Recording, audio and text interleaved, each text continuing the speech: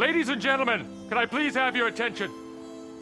I've just been handed an urgent and horrifying news story. And I need all of you to stop what you're doing and listen. Cannonball!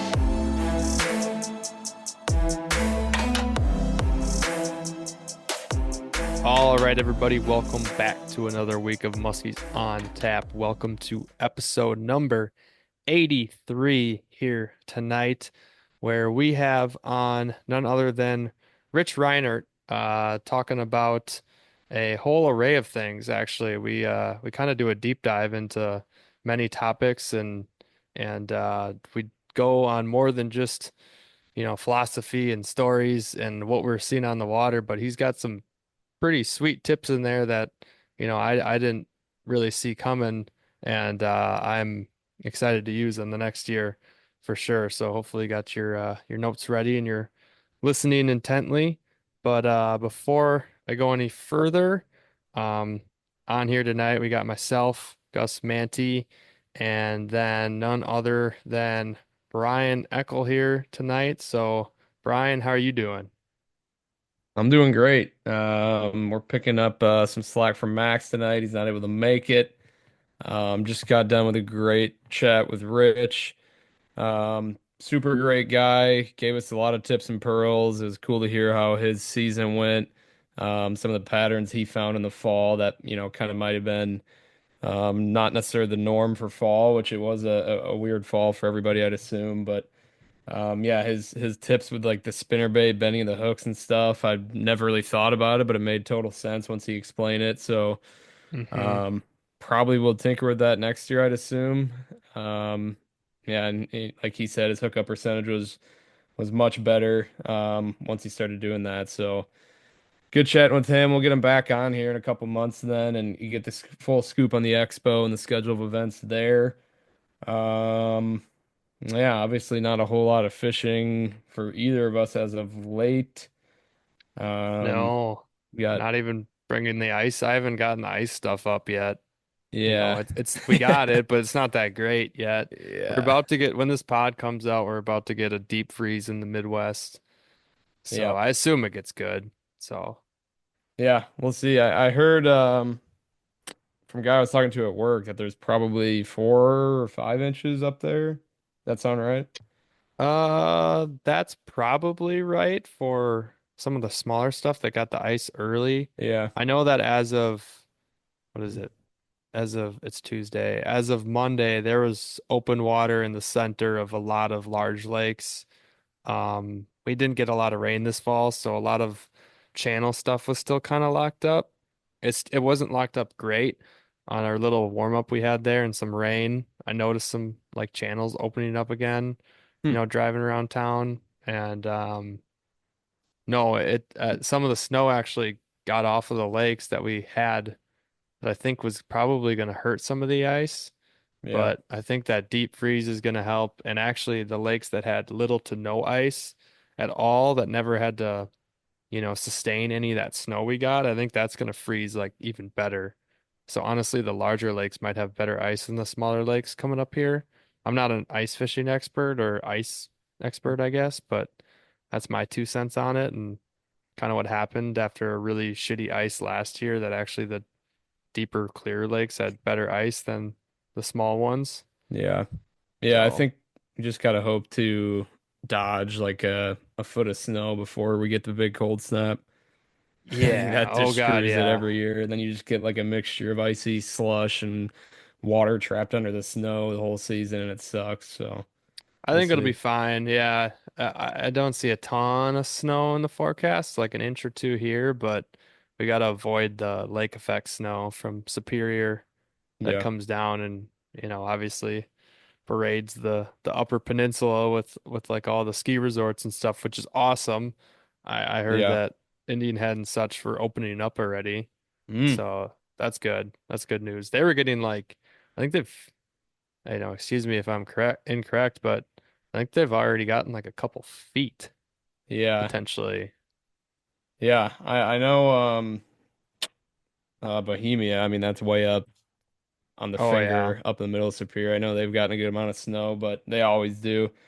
But yeah, you're barely south enough where you don't get a ton of that lake effect. So hopefully that holds off at least for a little bit longer. But yeah, before we waste too much time before this interview, Gus, we got a couple housekeeping things to go over.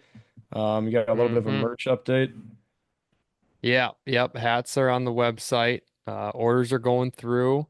If you do want one for Christmas time, I advise you to order it, I would say by no later than Monday or Tuesday of next week, I would say.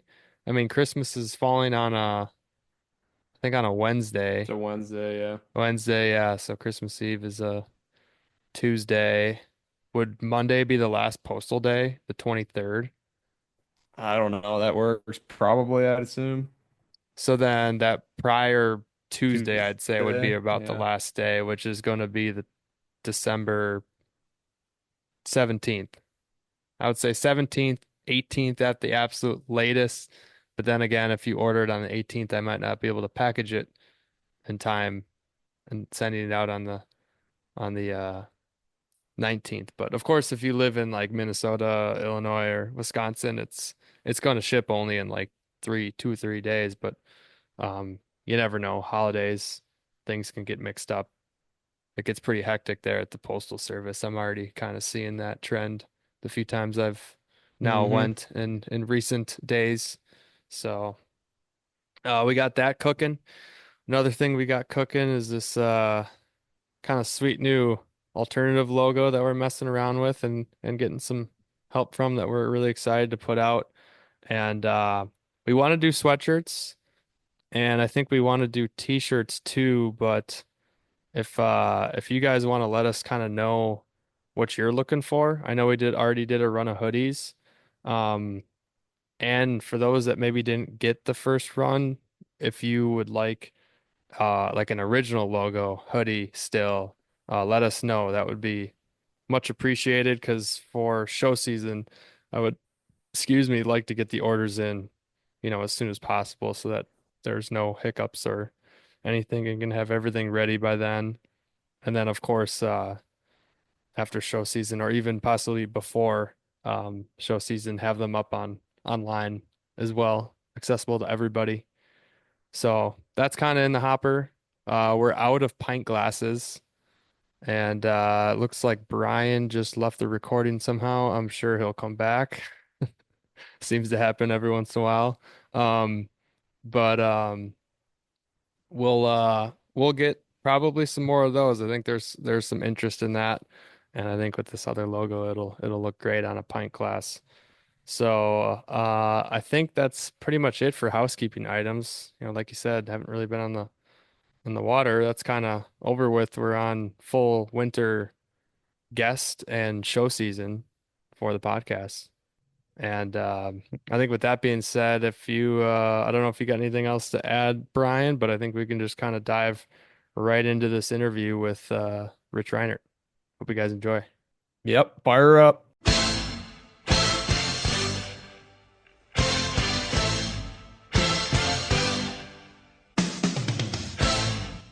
Here on the line tonight, we got none other than Rich Reinert out of, should I say, Southern Wisconsin, No, it's actually central. It's, Central in the Wisconsin? Wisconsin Rapids area. Wisconsin Rapids area. And we've been talking a little bit, Rich, this fall, and sounds like you had some great successes out on the water on getting some, good numbers and some, big fish. So I'd like to touch on that tonight for sure. But I know we had you on earlier this year. I think it was in March before the Wausau Wisconsin Musky Expo. But maybe you want to just give a little introduction again for the folks that maybe haven't heard you before or didn't listen to the last episode. Well, I don't know. I've been at this a long time. You know that, Gus. We've had a chance Hmm. to visit, and hell, it doesn't me. I shouldn't even, compared to what you did this year, I think you had a phenomenal year this year. When I look at your numbers, of the fish that you put in the boat for yourself and your people in the boat, you did a tremendous job. Well, I And appreciate when that. I'll just tell you this, I've been in this business a very long time. I've been fishing muskies now for 56 years. This coming into this next 2025, it'll be 57 years. I'm definitely older. I hurt a little bit more, or I should say a lot a bit more. But I'm looking at the guys that are coming up into this business. And the one thing that kind of bothers me is, you know, boy, I guess you just tell it like it is and you roll with this. There's certain guides that I see, younger guides that are coming up into this business that I believe should be there. And there's a whole lot of guides that I think are here for the wrong reasons. Does that make sense? Right. Yep. And you know, back when I first started guiding, we took this very seriously. I was very fortunate. I was very fortunate to work under Tony Rizzo. I've known Tony since I was a kid. And I was there when, Tony passed away. And, I know my wife's got the background blurred out, but in the background, you'd see a lot of Tony Rizzo stuff. Okay. And I've known Tony a long time. And so my trade, or as a fishing guide, was really learned through Tony. Okay. Mm-hmm. And then as years went on, I watched other guides coming into the game. And I'm not saying everybody's bad. I'm just saying I've shared the boat with some of these younger guides. I've shared the boat with you. I think you and I went out September. Mm-hmm. Yeah, I think it was middle to or early. It's like the 10th, 11th, or 12th or something. Somewhere right in there, right? Matter of Mm-hmm. fact, it was more like summer-like conditions, wasn't it? It Yeah, it wasn't was quite typical. odd. Yes. And, you know, I watched what you were doing in that boat. You were very comfortable. You ran the boat from the back of the boat, which you kind of, you took me back a little bit, Gus, because some of the younger guys I've seen come into this seem to want to run the boat from the front. Right. And I've always been taught to run it from the back and make sure your customers are up front, so that, that they have the shot at the fish.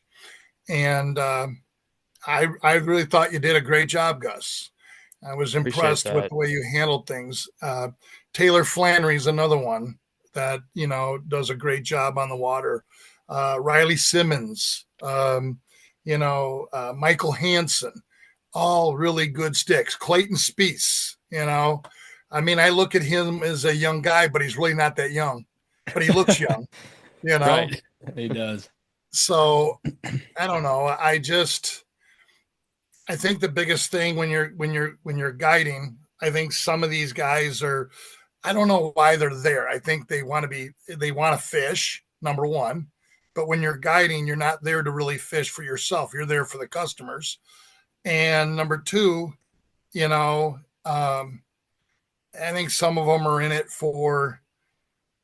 I think they feel that it gives them placement within the muskie industry, or maybe they consider Mm-hmm. that credibility as being a fishing guide. But, you know, um, which kind of goes back to what we started talking about is, as a fishing guide, you're there to put fish in the boat for the customer, or put them on fish so that they catch the fish. Now, is that going to happen every day? No, it doesn't. I don't care who you are. You could wrap up Tony Rizzo and Joe Booker and whoever you want all together, and you're still not, there are days you're just not going to put fish in the boat. But the thing of it is, I think the biggest thing as a fishing guide, you got to read the season. Just Mm-hmm. because it might be, let's say, the month of October, that doesn't mean that those fish are going to be in an October pattern. In this Right. case, I think those fish were still in the latter part of August and the first part of September, come the middle of October. Would you agree with that? 100%. That's what we saw up here. I mean, we saw plenty of fish using very shallow structure basically until even the water hit the 40s. And honestly, if stars aligned on water temps for like Cisco spawn, we saw some fish in some absurdly shallow areas at sunset in middle of November with, low 40s water temp and upper 30s. So it's kind of just reading the water with the season, and then of course that weather pattern going on, because more times than not, like we just discussed before getting on here, we found some fish in some super classic fall patterns, middle of October, just where you expect them, rocks, steep dropping stuff, wood on Right. there, and we just couldn't get those fish to go. We couldn't get them to Right. go until, I mean, honestly, middle of November. I I just remember specifically we were fishing all these great spots during moon and it just wasn't happening. And then you go there, you go to the shallow parts of the lake where you also know there's some fish and they're a lot more active. And it just seemed to be the case for majority of the That's fall. what was odd, is those fish, they utilize shallow water later. And I'm wondering if they did that because the temperature drop was so gradual. I don't think that it kicked them in gear to send them out, for Hmm. their wintering areas. That's kind of what I surmised from all this. Yeah. The weather just didn't drop until it we had that first major cold front, and then all of a sudden, boom, we had snow, and then they seemed to start pushing out. Yep. But Majority of our otherwise, they fish stayed were shallow. were caught deeper once that happened, looking back on my notes. And there was a funny day in there actually on November to back up, like, don't always just fish deep once it's November. So there was one day I went out with well, you already mentioned him, Clayton Speece, and then good friend Nick Ambrose, who you also know. Yes. So shout out Hammer Customs Lures. We Nope. went out, we had a good day. We caught, I think, two small fish and had a few other opportunities, saw a couple in, moderate depths, drop offs, nothing crazy. We were fishing a shallow system. And I was guiding, I think, either the next day or 2 days after that. And I knew that Nick was going out too. So I was texting with him. And I remember specifically before that day, I told him, which is just stupid of me, I said, there's no shot that they're going to be shallow with the weather coming up. And sure as shit, that day guiding, we caught two, and neither of them were in deeper than 3.5 feet of water. Those fish. And I told him that, and I'm like, I'm so sorry. He was trolling for a little bit, and he'd marked some fish, but it wasn't he couldn't fish very long. But I really believe that the fish, because the temperature drop was so gradual, it was so mhm, gradual this year. I just don't feel there was anything abrupt to force those fish into their wintering areas. mhm. I Let's see, I'm trying to think. November 8th. I'm trying to think. November 8th, November 10th, right in there. Can't remember exactly what day. That was a But weekend. Yep. yeah, I had a 49 3/4 inch fish in the boat. And I know you're probably going to ask for a thumbnail when you do this, so I can pass that on to you. But here's the Definitely would like interesting that. thing, huh? Yeah, definitely would like that to use. Well, here's the key thing about that fish. That fish was in 3.5 feet of water. Fish ate a 7 inch glider. It was a Tom Super Glide. Hmm. And when that fish grabbed that glider, the bottom half of the body came up out of the water as Hmm. it turned and grabbed that bait. That's how shallow that fish was. But the Very Yeah. interesting shallow. thing was that fish, at that time, we were still having very mild weather. November, and I was wearing a flannel shirt, this regular light cotton pants, and a sweatshirt, a medium weight sweatshirt in November. Yeah, and that's funny you bring up those dates, somewhere between 8th and 10th, and that was actually the time frame on the story that I just told about those two fish and no greater than 3.5 feet of water. So we could have been out in the same day. And I'm assuming you were more in central Wisconsin or southern Wisconsin, Yes, and I then was. we were up in Vilas. So Interesting thing about this is a lot of people have talked about having a bad season this year. There's guys that caught some big fish, and at the same token, there was a lot of people that did not have a good year. but I think they didn't have a good year because they didn't read what was going on weather-wise. And weather is a major factor. Weather supersedes, I really honestly believe weather supersedes, the moon phase, everything, because weather controls the barometric pressure. It's going to control the temperature, everything. And so when you look at your you look at your weather, that's basically going to tell you what's going on. I mean, I've seen Octobers up here where there's 6 inches or 7 inches of snow on the ground and it's 18 degrees. And that wasn't the case this year at all. So when you caught that big fish up shallow, were you seeing bait and panfish up shallow along with it, or were they all kind of pushed out Yes, deep? they were. Yes, Okay. they were. So were a lot of your fall on the- muskie, were they following the bait still, or were they kind of displaced from it? Interesting thing, that day started, okay, right off the bat. And here's a key thing. Another thing that took place with this weather conditions was the windows, the feeding windows these fish had. In the morning, first thing, when we got out, I think we got on the water about 10:30 that day. And because water temperatures were like 44 degrees. So the first thing I got I got a 36-inch northern, which is a good northern for, here these days. And then we went along with, inactivity. And then about midday, I had 2 fish up, one approximately 38 to 40 inches, low and slow. And then I had another fish probably an hour later that was probably 42 to 44 inches. And these fish were slowly starting to work into their wintering areas, but yet they were still shallow. That fish was caught at 3:20 in the afternoon. And we knew that fish was in the given area because we had seen that fish before. But it was that same day or that same month. Have you seen that big one? That same day or that same like week or month that you same saw within the last week. Okay. In the so last week we saw that fish. Yeah. Well, that's good. Then she probably was done with her, big fall migration, because I feel like that happens a lot more still earlier in fall, where you can raise a fish and then you'll never see them again because they're just like they're on the move. Sure. Prior the area to the water getting cold. Yeah. The area we chose is a wintering area where we were at, so we knew that. So we picked it apart. And here's the interesting thing. That fish, and you'll see this, Gus, I'll send you the picture, but she was wide and she was deep. I mean, she was wide.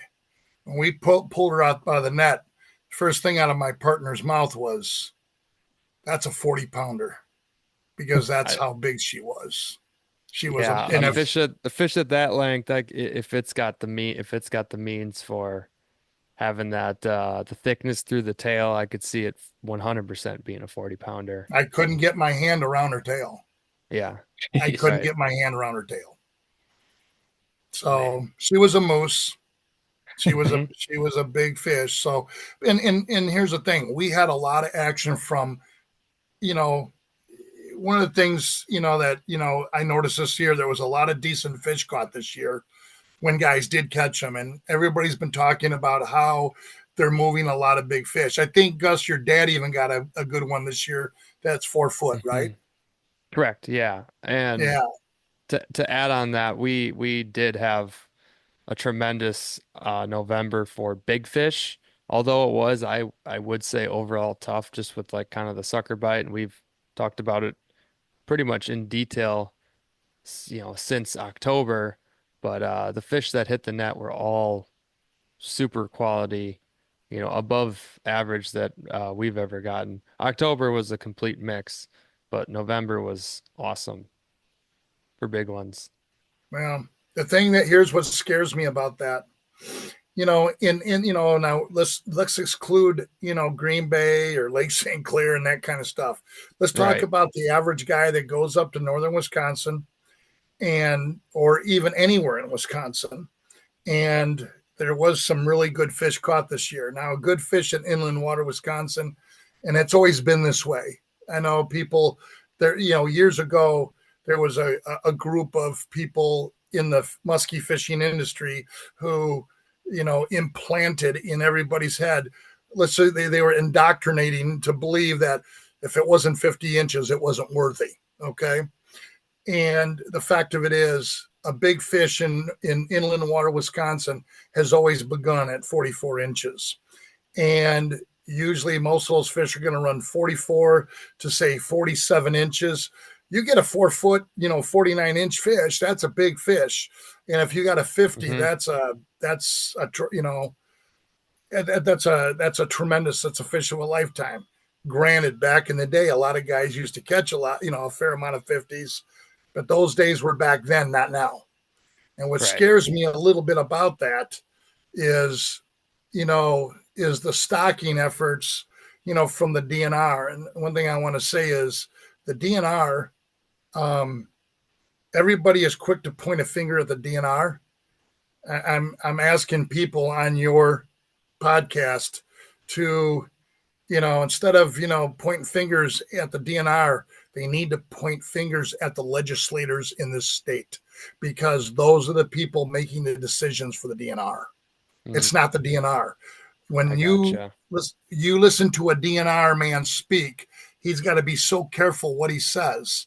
But the fact of it is, it's not the DNR. You got to, because when you talk and you show your frustration to the DNR, it's falling on deaf ears, because at the end of the day, it's the politicians that are controlling the purse strings and are controlling the money that's going to the DNR. Right. So, when I start seeing big fish like this, and I guess my question, and I wanted to ask you this, you ended up with 185 fish this year in the boat? Yeah, I think it was about that, 185. Okay. I pay attention to that stuff. I mean, I think that was ingrained in me. That was pushed on me with Tony Rizzo. I really watched numbers like that.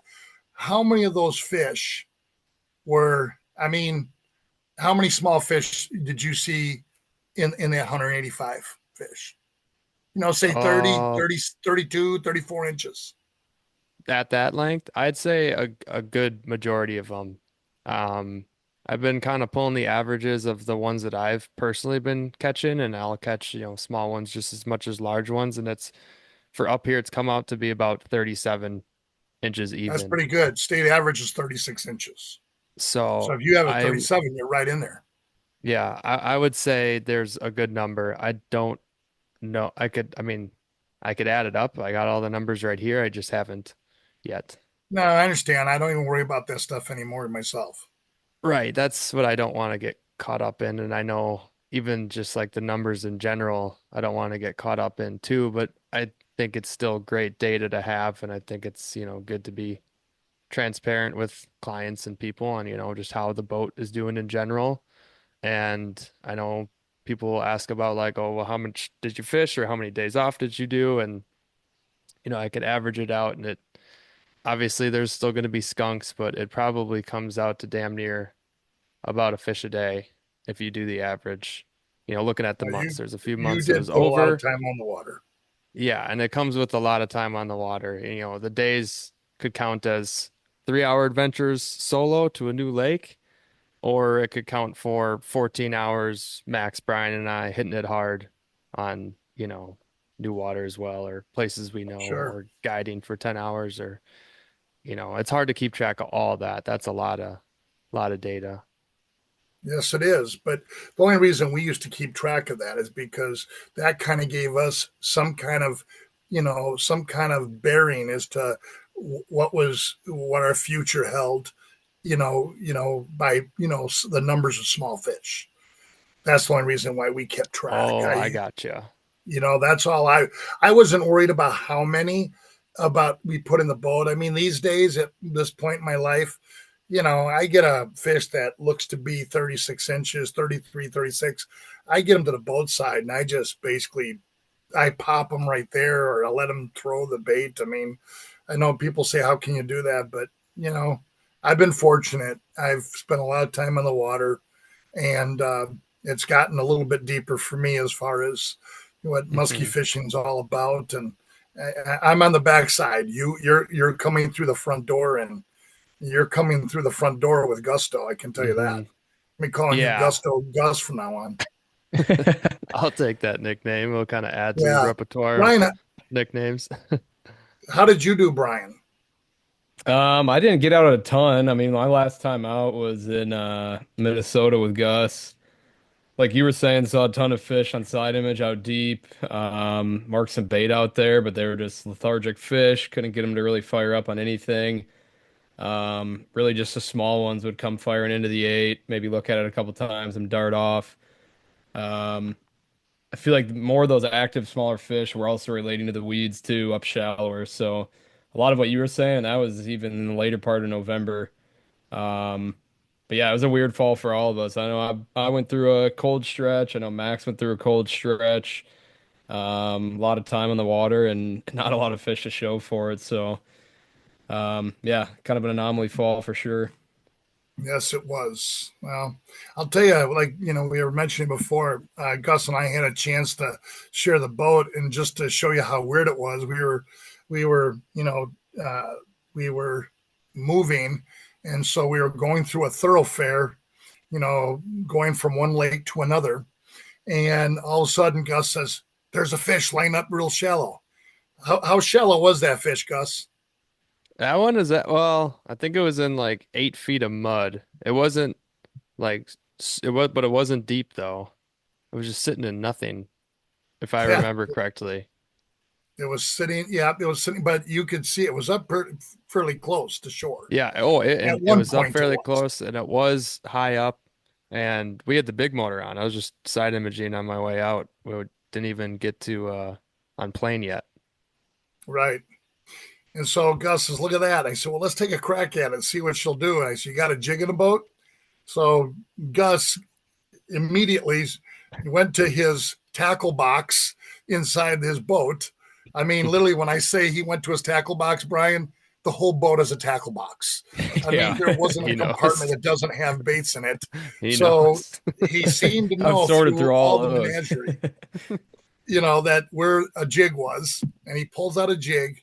And I think if I remember correctly, Gus, that fish sucked that jig in, what, 3 times? Oh, wait. Oh, I think we're thinking about a different fish. We had two encounters that day.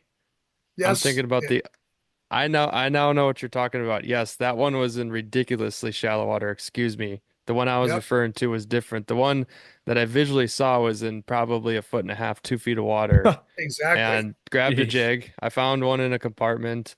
It was the Cougar Baits jig. And I Yep. I think, sat down and watched you try to put it to her. yeah. And as And fast as she sucked it in, she spit. she did that like 3 or 4 times. Oh, yeah. Brian, it's amazing how fast they can suck a bait in and spit it out. You cannot react sometimes to a Yeah. fish. Were you And I trying to visually set the was hook or watching. what? Oh yeah. I Just was trying to whiffing? feel it too. I think there was one or two of the occasions I actually felt it and I whiffed on it. And I know there was one where I didn't think she fully got it and I didn't do anything and I was hoping she would come back and she just kind of was, I don't know, playing dumb, like trying to just get it out of her face or something Yep. weird. And this was taking Rich back to the launch. Um, we were done, and I saw her. I was just putt-putting through the channel, and I stood up. I'm like, no shit, that's a fish. That's hilarious. Yeah. Probably be like So that every time. I Yeah. told him, I said, you know what? I says, I got to get back. I've got some meetings I got to go to this afternoon. I said, Gus, you go back. And I said, you got a glider in this boat, a slow glider? And he goes, yeah, I do. And he pulled out a Conklin pedigree. And I Hmm. said, perfect, perfect. I said, you go back and catch that fish because she's going to eat. I didn't even Hmm. get out of the boat landing. And all of a sudden, a text comes through and he goes, it only took 5 casts, LOL. And there's the picture of the fish in the net. Yeah. That's awesome. Yeah, I remember that. That was funny. It was a Uh, pretty fish. It yeah, it was was different. it was dark. What time of Um, year was that one? September, mid early. Okay. Yeah. Yeah. And even those fish were, all those fish were for the most part shallow. I would Yes. expect some of those fish to move out. Like he said, there was another fish that actually we encountered, I think, 3 or 4 fish that day. I had a Mm-hmm. fish in the morning, I think, on a bucktail. You Yep. remember that? Yep. I I remember had a that fish one. eat a bucktail and she came off, which was fine. She wasn't big. And then we continued around that piece of structure. And then you picked up a fish on your side scan. You threw a Medusa on that fish and she ate it. And I think that was a good one. I think that was a That mid was a big 40-inch one. fish. That was a big one. Yeah. The ruckus she caused on the surface and the Oh, way boy. I fished the Medusa quite a bit this year, and the way that it bit, I don't know if this makes any sense, but that feeling of like how it ate it, it was a bigger one. This was no swipe. This was like it tried to suck the whole thing in, Oh, yes. There's no big, mistaking when a big fish hits. yeah, So but then we had that fish. And then I think we saw another fish. Then we moved on. And then you had another fish. You had 2 more fish. And then the I last fish was, was yeah, we were kind of towards the end and I decided to, I think, go by your request, or maybe I was just thinking about it too, since we kind of already had that shallow fish, or I can't remember how it went about, but I threw on a jig as well when you're still in the boat when we were casting, and that's right. I know I raised about a 40 to 42, Yes, you did. basically straight retrieving it. I was kind of like yo-yoing it at the beginning, and then I would straight retrieve it the second half to the boat, Right. and it came up after that, and I think went around once and took off, but she showed herself right behind what you were throwing, and I think it was a bucktail. So Yep. So we had action from a half a dozen 7 fish that morning.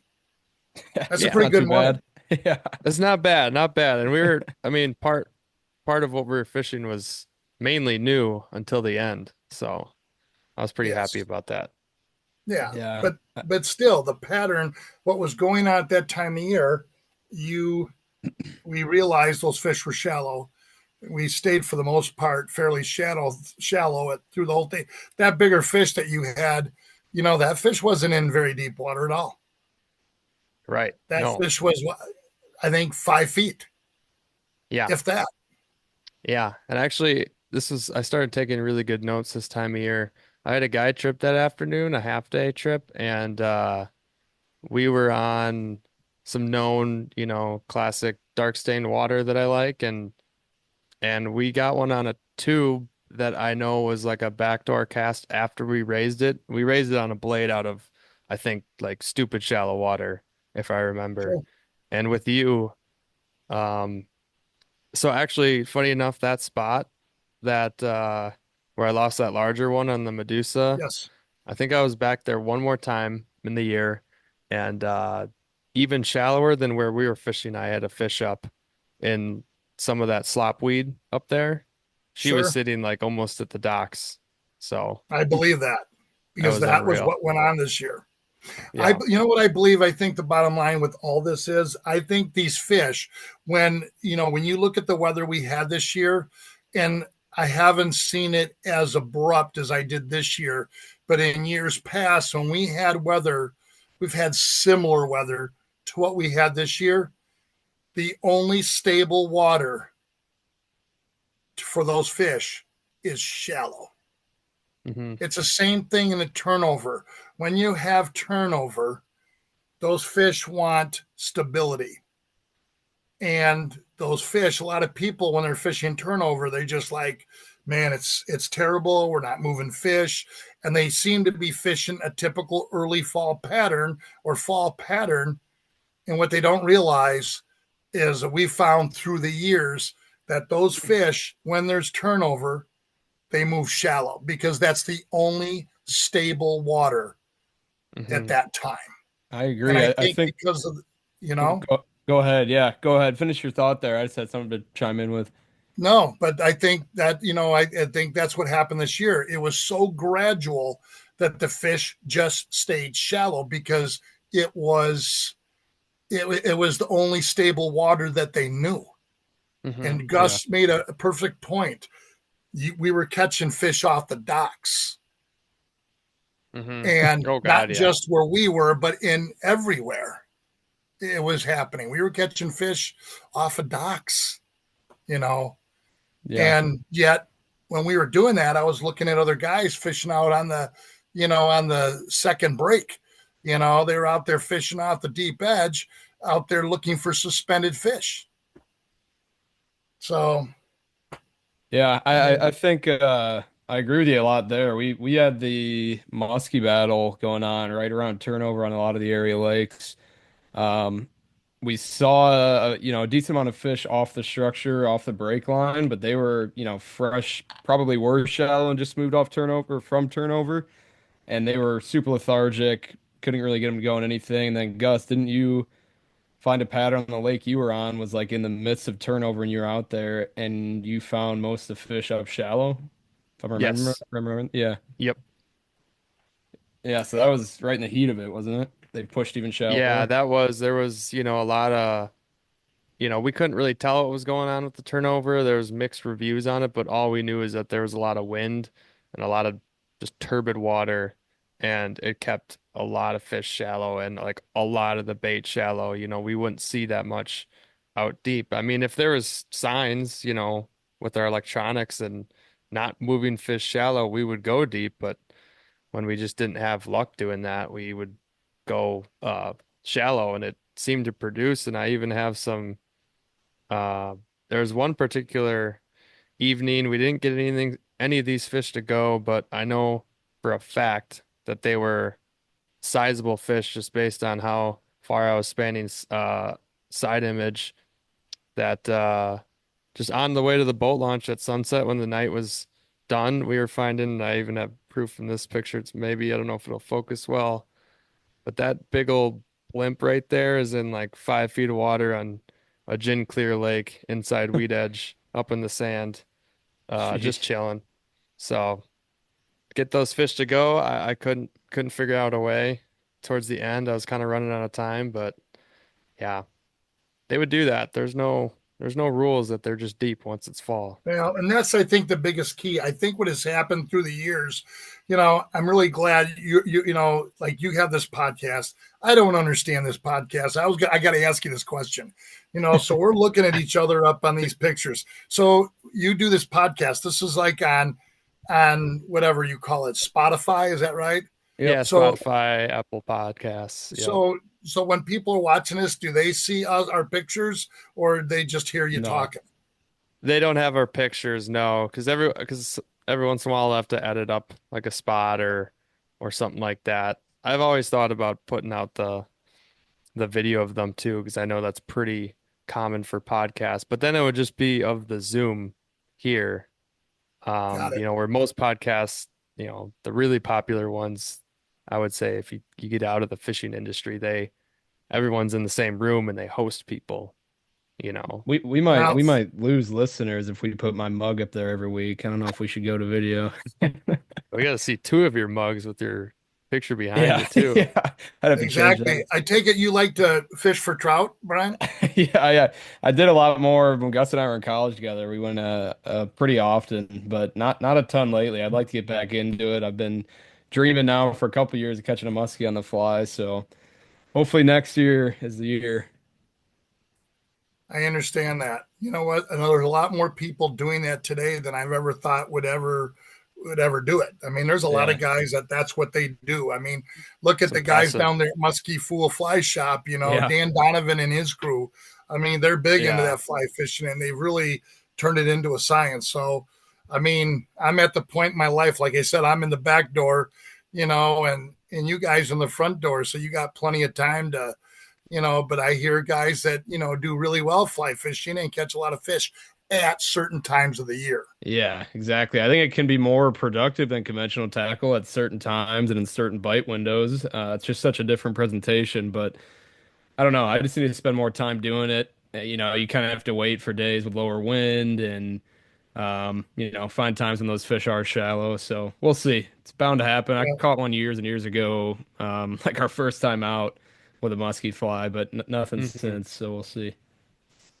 Well, I think the key thing about like we were talking before, Gus, even in the boat, I think the key thing for the people listening to this is instead of judging the month that they're fishing, I guess what I'm trying to say is a lot of people have read a lot in the past, and so I think what has happened with a lot of magazine articles, I would say, they take a situation and they write an article about it because they got a fish or two doing it, which is fine.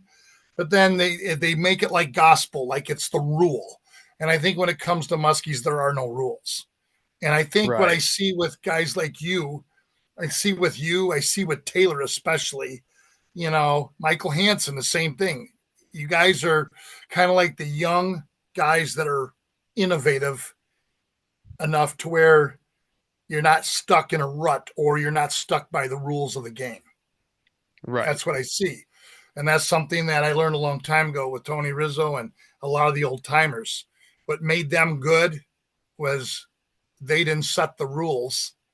They just did what Mhm. they had to put fish in the boat. And this year, because of the unstableness of the weather that we had for the time of year, the fish, I'm going to tell you, there was about 2.5 weeks, 3 weeks almost, where we're so shallow and the water was still green in October.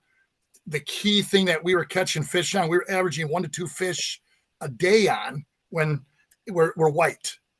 And John Carlson was the one that put me on the little white spinnerbait thing.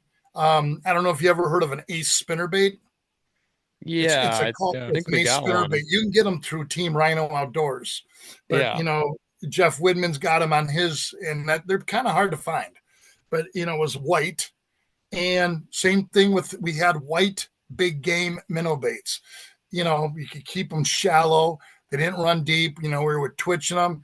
And the other bait that we did well with was a white, all white pedigree, Hmm. all white And, pedigree. and stained water, you're saying? Yes, I fish dark Green water for the most stained part. or brown stained or didn't really Brown stain, actually, even brown. in green stain, even in Yeah. green stain, white. White Hmm. was the Wow. pattern. And it was funny because other people in the boat were throwing other things or even the same baits with different colors. And they just didn't have the action. I don't know, it's because the white stood out to those fish in that green soup. But in the course of a day, let's just say one day in particular, I'm thinking of, you know, we were out there, we had put 2 fish in the boat. We had action from 3 or 4 other fish. And I had talked to 2 other guides on that same body of water, and they never saw fish all day. But they're fishing in classic, that time of year spots. And those fish were not in the classic spots. Hmm. Did you So notice white being like your, go-to color all year? Or was this just in kind of more of a dialed in time frame? now, when there's a lot of green, when I see a lot of bloom or a lot of nutrients in the water, that's when I go to all white. Yeah. High contrast lure. Yes. A lot of people talk about going to black, but personally, I just think that the fish can see white better during the day. So did you throw that ace swimming bait a lot this year? Because we got some or Spinner. spinner baits, excuse me, spinner baits from Big O's. And Gus has, I don't know, a handful of them and did pretty darn well on them this year. I don't know if it's just a subtle change of pace from a inline spinner that got it done, but I feel like we also kind of found a trend with them. If there's like a summer cold front rolling in or the fish were kind of, negative to neutral, that the spinner bait would kind of get them fired up more so than anything else. Well, here's what I noticed. The reason we went to the spinnerbait is because we were fishing so shallow, and in a river situation, you've got a lot of that shallow weed up there, and the spinnerbait will cut through that vegetation a lot better than say an inline, bucktail will. I mean, I do very well with bucktails, but as the year progressed from say, and I know this was September, um, we would throw bucktails and we were getting a lot of following fish, and I was fishing actually with Brian Scaife from Angling Anarchy, and we did a couple instructional videos. But we Mhm. also had we were out there and we just wanted to do a fishing video, and right off the bat, we weren't even in the water 20 minutes, and I had a fish, just blast a topper, and usually a topper A lot of people will fish a, a regular topper. When I say topper, I'm not talking about a tailbait. I mean a good old fashioned topper. Mm-hmm. And a lot of people will throw those early in the year, but what they don't realize that a topper is a great bait in the fall, but you just got to slow down with it. So, anyways, the fish blasted a topper, and it came out of the water. A ferocious strike. Fish came up, tail walked. He got this all on video, which was pretty cool. And then the fish came up out of the water again, cartwheeled twice, and I saw the size of it. And I just let the fish. I dropped my rod and let the fish throw the bait. And I guess I made a comment to, Brian, I'm not putting that in that. They ain't worth putting it in that, So, he got all this on video. But then throughout the day, as the sun came up, then everything we had was following. It was following, small bucktails. I was throwing. I gave one to Gus. It's called a slim bush, and Gus, I think you put it on and tried it. I mean, for a small bucktail, she's got a hard thumb, doesn't she? Oh, sure does. Yep. Yeah. So I think I gave you one and you tried it and you really liked it, said that's going to get to some use. And I think I went from having 3 or 4. I think they went from my box to your box, I think, if I'm not mistaken. Yeah, that's correct. And yeah, that's it was okay. Just late enough in the year, not much was going on for bucktails towards the end. I mean, I think a spring killer though. I think it'll be better in spring and summer, and I will It is. try it again in the early fall. Yes. I think after you and I fished, when I got those, we only got a couple more on bucktails. It's usually not my game anyways that time of year. And I think the few we got, like one on a double eight, and then the rest were on Huntsy tail bangers. So Sure. Huntsy tail was another. Huntsy tail bangers were also a really good bait this year. The bait makes a lot of racket coming through water. I think the key thing was, Brian, is, you asked about the spinner baits. Yes, spinner baits did well. And one of the reasons I kind of quit, I got away from spinner baits is because the hooking ratio, the hooking ratio on a fish was slim. But we do something a little bit different with those spinner baits. I actually take a vice grips and I grab it into the upper part of the bend and I open the hook up very slowly so it doesn't snap the hook. And then once I open it up and I open the gap slightly, then I take the vice grips, grab it, and I'll actually flex the hook to the right slightly. And then the back hook, I'll actually flex to the left after I open the gap. So I open the gap on both hooks, and then I actually I flex the hooks in opposite directions so they're slightly off. Yeah. I have a much higher hooking ratio on spinner baits when I do that. That's good. It doesn't matter what brand spinner bait. So okay, I'm just trying to process this because I've never heard anybody talk about this. Even if the hook, are you still leaving that hook? I guess I would say like pointed out slightly. Like is it yes. Are you pulling it back and it's okay? No. Like as soon as the fish it doesn't hurt the hook. Never had a problem with it. Okay. So what I'm doing is when you look at the bend, when we're at the Wisconsin Musky Expo, I'll show you that, or if I see you sooner. So I take the spinner bait and I will take, there's a curve, of course, on the single hook. So on the upper part, right behind where the barb is, I'll take a vice grips, key word, vice grips, lock it onto the hook, slowly bend it upward. Not a lot, just to open the gap up a little bit more. Release it, and then I lock it on the point, the barb, parallel, with the hook, and I take and I actually hold the head and I bend it slightly out to the right. Once I do that. Yeah, I was just gonna say that kind of reminds me of like Brian, maybe you know this as well, like saltwater circle hooks for live bait. Don't they kind of have like that? They don't just have the bend, like they're kind of stick outward, curvy. They stick out one direction. Yes, they do. And my hook in, and I do the same thing with the back hook, the trailer hook. but I bend it in the opposite direction. My hooking ratio goes up probably about 25% on a Yeah, spinner. Yeah, that's good to that's know. yeah, it's really good to know because we always joke about it when someone in the boat clips on a spinnerbait. It's like, God, it feels good to throw it. It feels right, but it worries me with, either one single hook or two single hooks. So Yeah, we'll have we to try that. I know later in the year, like because Brian, you got that big one on the Big O's, and it did, as you remember, pop free as it was Yeah. going into the net. That that spinnerbait got whacked a few more times that year, and actually lost quite another good one on a guide trip at the boat. And I was just getting kind of frustrated just because I haven't used a ton of spinnerbaits enough, and I didn't, know this trick at first, and I threw a treble hook on it instead. And of course, at that time, they just stopped eating blades basically. So it was a little bit too late. And the problem with the treble hook that I noticed immediately is that it was getting just so many more weeds, and they were very difficult to come Bingo. off. The That's that why we fish spinner that baits, Brian, difference because we were that difference shallow. is good. Yeah. Yeah. And if you had a treble on the spinner bait, all you did was you were collecting weeds. You're right. Hmm. It was So unfishable, yeah. So I got to change it back for next year. I'm a spinnerbait with a treble hook. I mean, you might as well just use a bucktail at that point, I guess.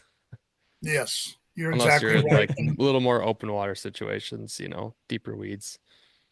I've noticed, at least from my fishing this year, I did a lot better with smaller bucktails overall Hmm. than I did with bigger bucktails. That's Yeah, just what happened in my situation. I think so too here, honestly. Um, Looking back, most of the bucktail action was on either single, um, I got, single blades, but I was getting at more like single tinsel skirts or uh actual tied bucktail hair. Yep. Seemed to do well. So slimmer bodies, not quite as long. This year, I think last year we caught a good amount on double tens. This year, I can't say much ever happened. I don't even, I Yeah. mean, just personally on what we were doing, and smaller to medium sized staggers. Seemed So like I the think Huntsy these tail fish just are, kind of took over. huh? Seemed like this, like what was it? Stagger Huntsy tails took over, and double yeah, tens were like an afterthought. But yeah, you know, I just really, but stopped throwing those on. Yeah. see the Huntsy tail, the bangers that we had action on was the 7/8. Same here. Yeah, Yep. which is really kind of smaller than the other ones he makes. hmm I've even asked him for a smaller one this year. I Yeah. asked him to make a smaller one. Yeah. His 7.8 XL did better for us overall.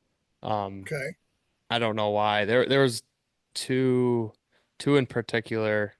One was like I think one I got at the show, and I switched up the back blade a little bit with it, did very well. And then the other one was a custom color I asked from him that was pretty much the same thing as caramel corn with a little twist. And that one sure. just hammered from the start. The only thing with the XL or the 7.8 XLs is you got to give them a little bit more juice to keep them going. That's the one thing. So speed, if they were gonna eat speed, for bucktails, I was throwing the XL for Sure. sure. I understand that. And see, that's another thing, okay, so, we've established a pattern where the fish were shallow this fall because, and I really honestly believe it's because of the unstableness of the weather.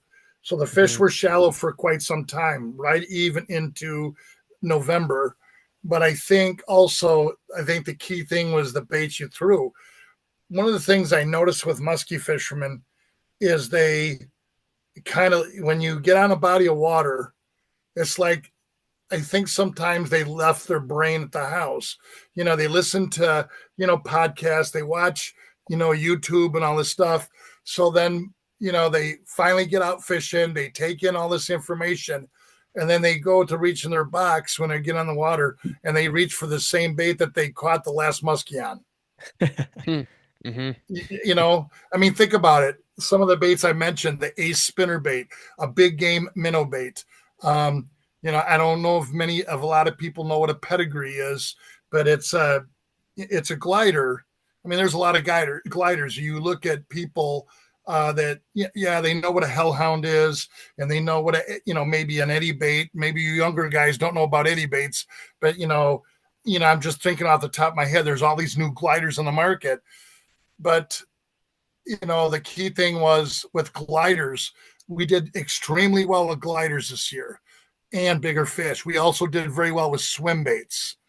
And I think the swim baits did well because even though we were fishing shallow, the swim baits ran deeper than the bucktails did. Mm-hmm. We would move fish on a bucktail, they'd follow, and then you put on a swim bait, come through the area again, and all of a sudden, bam. I can think of a 46.5 incher that did that this year, where we raised the fish. We knew it was there. We came back with a swim bait, and the fish ate it with gusto. Yeah. So I don't know. It's just the key is also the baits that you're throwing, and I think most musky fishermen they always go for the last bait that caught the fish, and I think the sooner that what I'm noticing now that musky fishermen is, they're either stuck in throwing tails and then they throw rubber, and then they throw tails and they throw rubber. And then all of a sudden when they go to reach for a glider, they'll buy like a hellhound. And I'm not saying the hellhound's bad, but I notice a lot of younger musky fishermen today fish fast.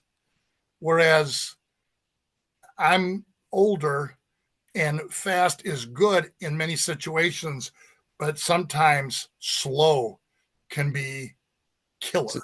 So you work the gliders mainly slow this fall? Okay. Really well. And the thing of it is I've had some people in a boat and they're trying to pump the bait fast to the point they were complaining that the bait doesn't work. Two of my most productive gliders in the boat this year was a pedigree. Yep. And the second glider was a Tom 7-inch super glide. Yep. Both of those gliders are not fast gliders.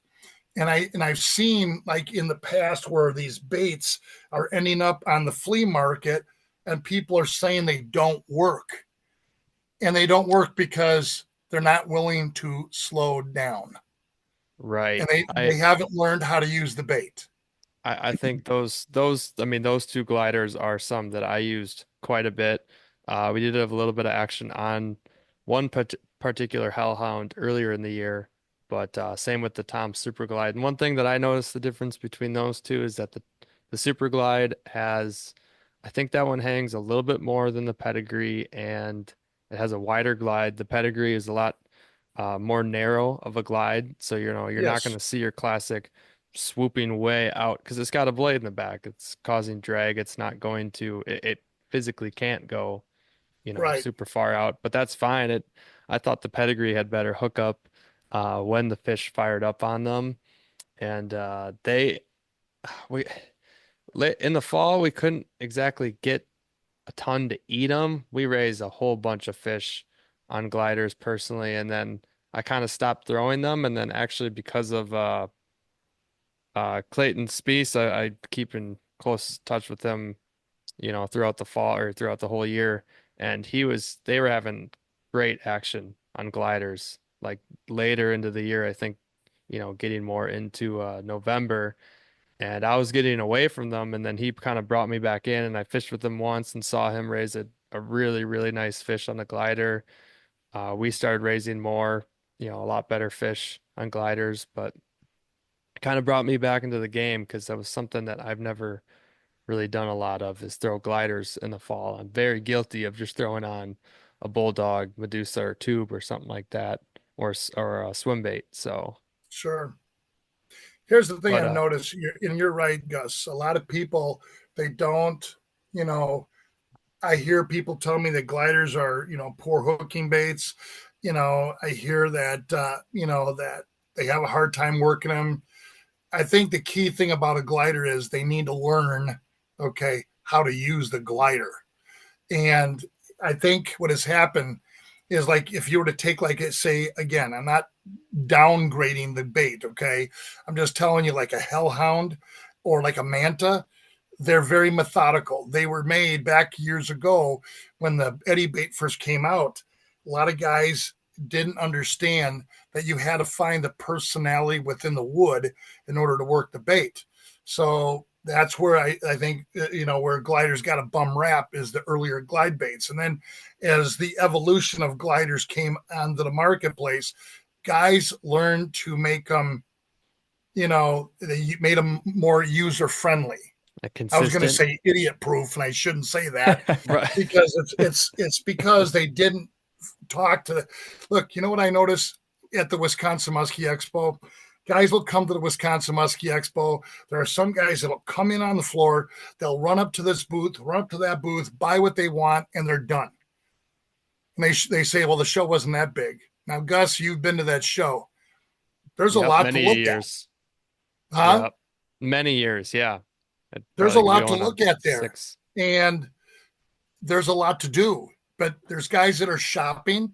They get their old stables and they go out the door. If you take the time to go up and down each aisle, there's a lot to see. Just like Nick Ambrose is coming this year to the Wisconsin Muskie Expo. Hammer tackle, Mr. Nick Ambrose. And I'm going to tell you, the man, he's an artist. The guy does a beautiful job. Some of the finest paint work I've seen somebody lay some paint on. The guy, Yeah, and really he makes good. a great bait. Have you seen your one that you're getting? That one? Yeah, I saw it. I've got it. That hammer jerk? Yeah. I got to see it in person actually just tonight. I went and picked some up from him, some baits. He did a great job.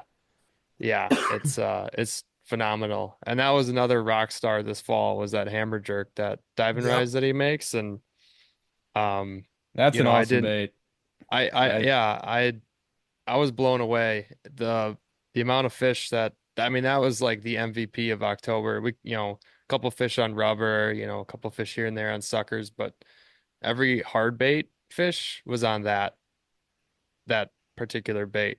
And that goes to show on like how shallow we're fishing. I put the right weight on it that I liked for how the rise was. I had it just slow rise. I didn't want it neutrally buoyant and I didn't want it to fast rise. And I want to say I could get that bait about 4 feet down. Right. So that's not that deep. And Yeah. it was getting fish in it's clear an awesome water, bait. dark It's got water. a beautiful walk. Yeah, it's awesome to work. I used it for the first time this fall. I was just browsing, Gus's box per usual. Caught my eye, and its action's incredible. It's perfect. It's erratic, but also has just like a natural wobble to it. Is he gonna have a bunch of those at the expo? Do you know? Like this one's gonna be one of his main staples. He's Okay. doing a bunch of those, and he's doing a bunch of chain hammer and jackhammers. I think he's gonna cut back, or possibly not do his like Grandma Jake style lure. I think Mhm. he's gonna save that for another time or year. I think he wants to put a little more focus and his glider, the fill. He wants to bring some of those too, Yeah. I'm pretty which is a impressed great with bait. that young man's work. He does a good job. But here's the thing. Mhm. Those gliders we were talking about, those are what I call hypnotizers. When you take somebody that doesn't really know how to use a glider, they'll go out there and they start pumping that glider, and a hellhound and a manatee will walk back and forth, back and forth. And one thing I noticed, you put a video up of you catching that fish on that pedigree. And Yep. here's what I noticed that you did right away. You didn't sit there and get into a rhythm where you just walk the bait from left to right. You actually changed your cadence, which gave the bait, a different walk. Okay. And at one point, I watched that video very close. I played it over and over again, which proved my point. You didn't do the usual walk from side to side. You put some of your own, retrieve into that. You changed up your retrieve, which got that fish to go. And when that fish you took it from the back. He was so that was that same fish that was, taking in the jigs, the jigging lures, Right. like sucking them in. Yes, it was. Yeah. And even with the glider, he was very finicky And when he ate, I was, excuse me, lucky to be in such shallow water and actually see that fish eat because I could, oh, geez, has something in my throat. I could barely feel that fish eat, even with like highly sensitive, rod. I think I was using an 8.6 medium heavy and always trying to keep not, too tight of a line because then the action would stink. But I just visually saw the fish barely open its mouth and I pulled. I knew You that did a he great grabbed job. it then. You changed the cadence, and that's the thing. You were talking about how the Tom Super Glide has a longer hang time. When you If you want this it year, to, when you yeah. get yes, when you get to the show, Conklin Lures makes 3 baits in the pedigree line. He makes a glitch. Remember, I asked you if you had a glitch because a glitch is perfect for. It's got a lot of hang time, and it'll stay shallow, and you can actually stop it and it'll just hang in the water for seconds, and then you'll give it a pump again. Then he's got the pedigree, which you're right, with the back blade, it doesn't walk as far, but it'll sit there and you can work it a little faster than you can the glitch. A lot of Hmm. people try to work a glitch fast, and it's not made to work fast. It's made to fish in shallow water situations. So that's where a glitch shines. Then, of course, then he's got a deep pedigree, which in turn that runs a little bit deeper. And so that's why when you get to the show this year, stop by and talk to him about that and check those baits out. Yeah, Because definitely gonna have to. yeah, I find myself, you made a key point that it's a smaller bait. It's a 7-inch bait. I find myself reaching for a pedigree, of some type, whether it's a glitch pedigree or deep pedigree at any given time. Hmm. And, it just does the job. Now, that being said, I've got some clients or people I still get on the water with some people. They just can't get the hang of working a glider. And so there's 2 baits that I keep in the boat. One, Tom makes a bait called a Gen 2 manatee. That is, my wife has a tough time using gliders. It looks like a Navin with a tail on the back, but she can actually work that. The bait works up and down, but it also works beautifully from side to side. My wife Mm. can actually work. Penny can work that as a glider, and she loves it. Every time I get a new one, she confiscates it and ends up in her box. So Hmm. the other bait that's really easy for customers to use that have a hard time with working a glider is a sick sucker. It's made by Rusty's Custom Lures. And so basically those are the 4 gliders that I kind of that the majority of, matter of fact, that those are the gliders I run in my boat, is Hmm. those 4 baits. And basically the manatee and the sick sucker are so easy. It's easy for people that are not used to working gliders. Those are the 2 that I keep in the boat. And then, of course, the glitch is a workhorse for me, as well as a Tom's Super Glide. That big fish this year, our biggest fish in the boat, came on a Super Glide this year. Hmm. Yeah, that's So pretty cool. I always love hearing about the different baits and baits that, worked really well for you this year. I bet all this talk's getting people wondering about, when they can buy some baits at the expo. What info do you have for us for the expo this year in terms of maybe speakers, new vendors, any other cool information you might be able to provide? well, I can tell you this. I mean, I think we're going to do another, podcast on that, aren't we, Gus? Sometime.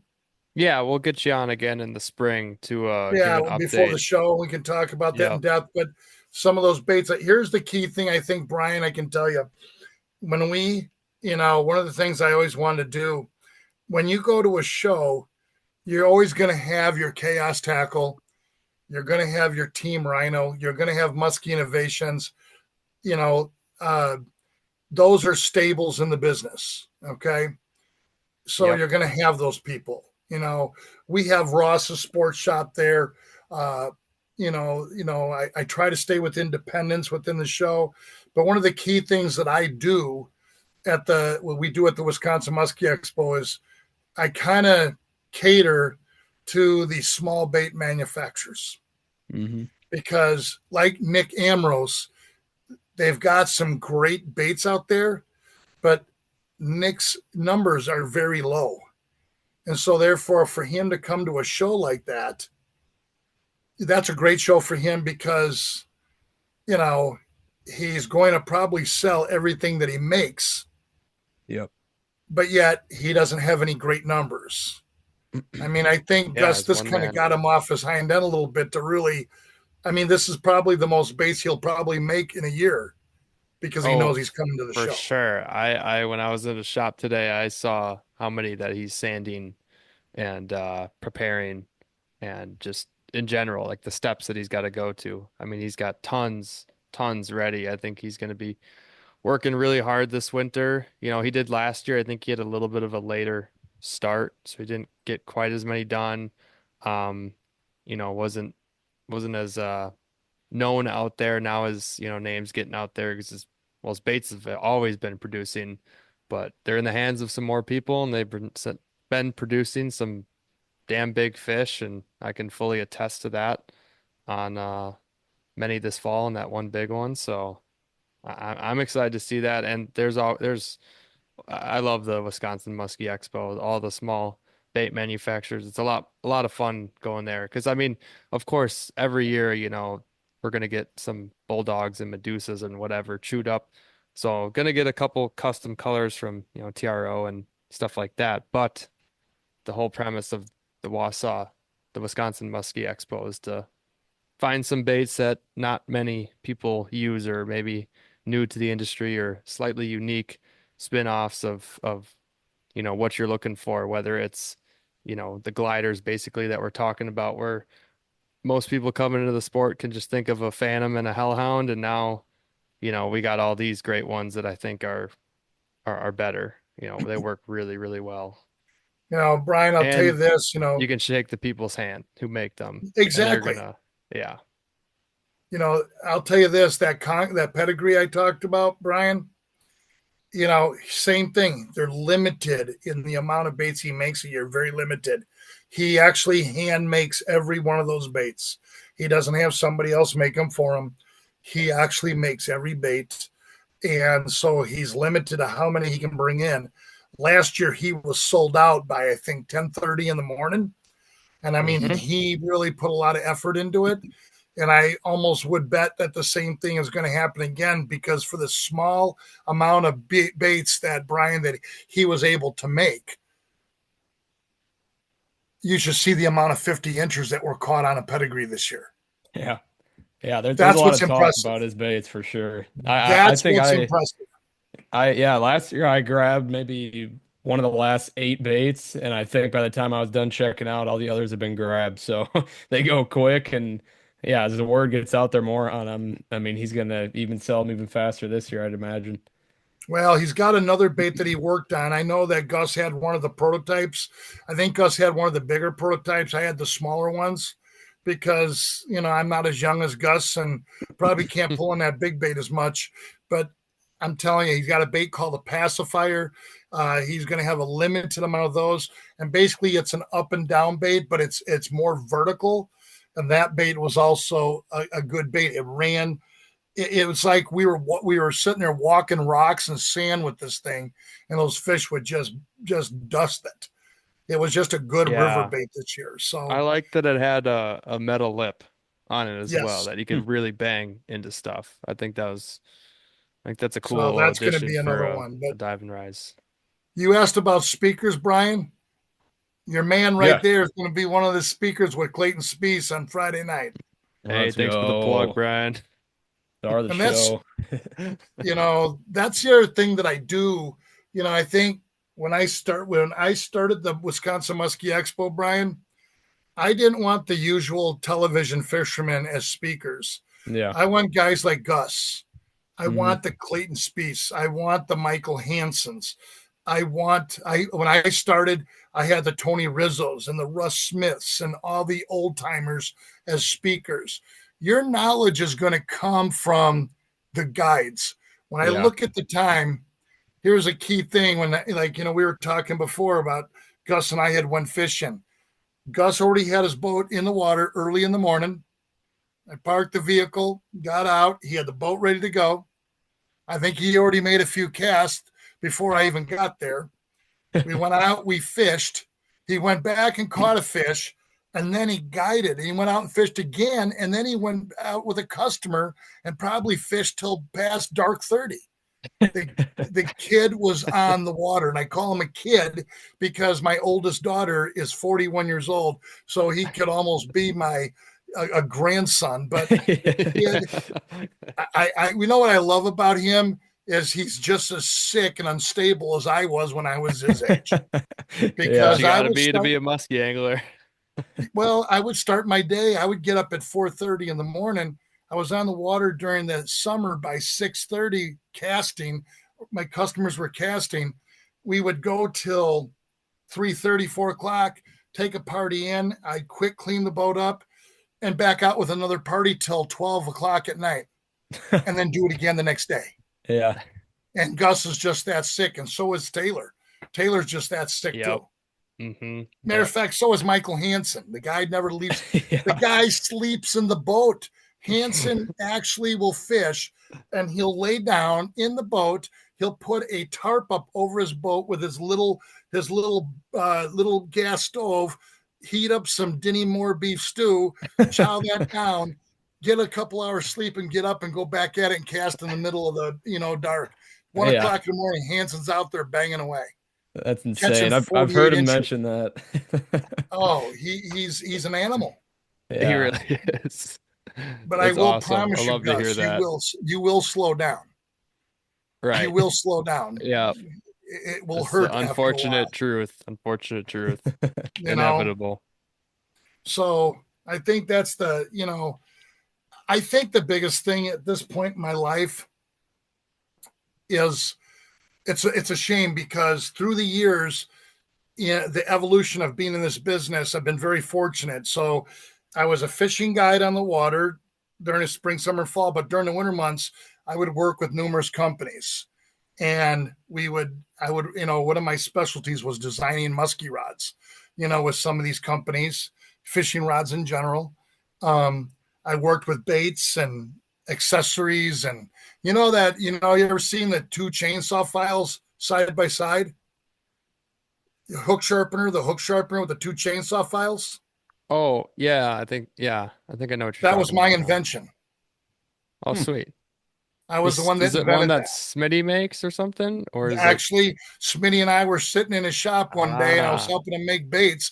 And I said, and he had some Len Hartman bug bodies, and he goes, Rich, what should I do with these bodies? With everything that had taken place with Len Hartman, he goes, nobody wants to buy these baits anymore. And I said, why don't you cut the head off and make them as hook sharpener handles? And then, and he said, that's a great idea. And then Russ started making them. Russ is very smart.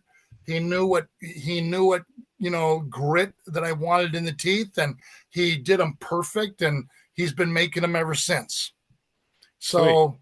I originally invented that, and I was ruining screwdrivers to use the handles with those at first, but then they graduated to Smitty bait, handles off of a lure that he no longer made. And then that's how they, then Smitty kept on going. But I had several guys that wanted to bring that out or partner with me. And that wasn't my thing. I'm like, Gus, I want to go fish. I want to fish. I don't want to make baits. I don't want to make, stuff. I make what I need, and then I'm going to move on and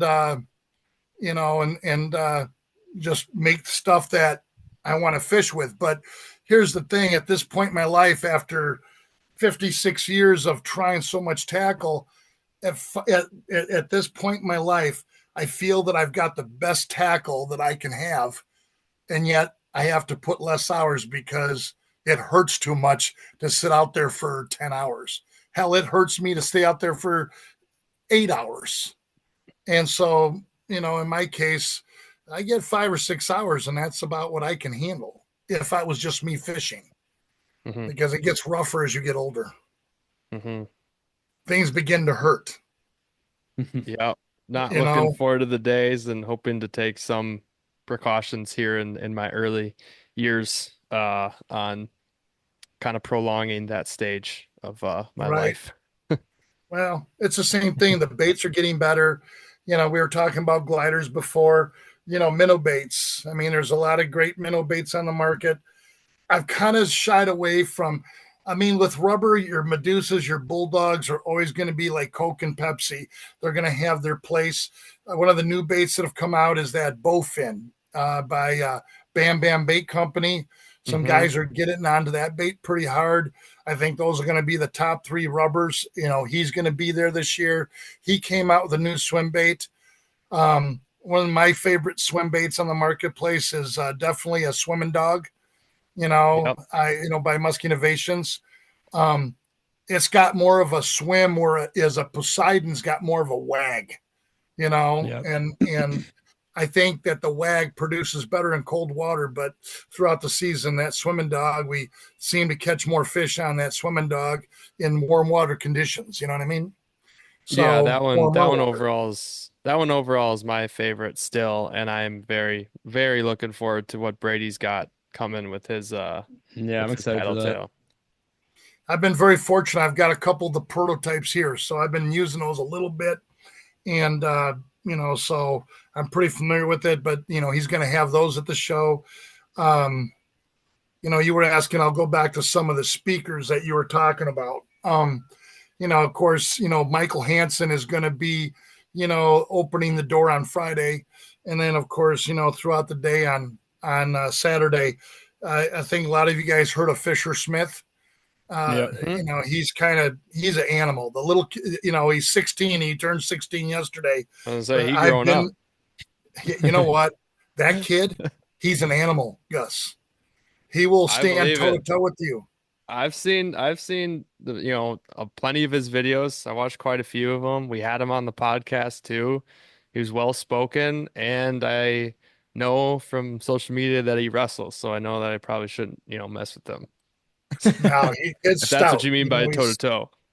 Yes, he's a stout kid, but he's going to be speaking. I'm going to speak at noon, I think noon or something like that. I'm starting to slow down. Jeff Van Remortel will be there. I mean, we've got some good speakers all the way through. These are good, hard fishermen that put time on the water. They don't sit behind a desk and write articles. So those are the guys that I've always wanted to keep speaking at the show, Brian. So that's what's important. I will tell you. Yeah, that's awesome. That's a good lineup. Yeah, I did talk Brad Rue. Brad Rue, Nate Osfar, and Brian Schaefer are going to speak on Sunday as a panel. Oh, nice. And I think that's a rarity to get Brad Rue to sit, in front of a seminar room. So that's going to be interesting. Cool. For those of you not knowing who Brad Sweet. Rue is, Brad is Musky Innovations. he's the stud muffin from Musky Innovations. So, it's going to be, I think, we always try to do our best job that we can. I'm happy to have Gus. I think Gus has got I understand, Brian, why, the way he fishes, he's very analytical. And I think I figured out why. It's because he is an engineer by schooling. Yes. And I think that told me a lot right then and there where his mind is at when he's fishing muskies. Yeah, that's a good point.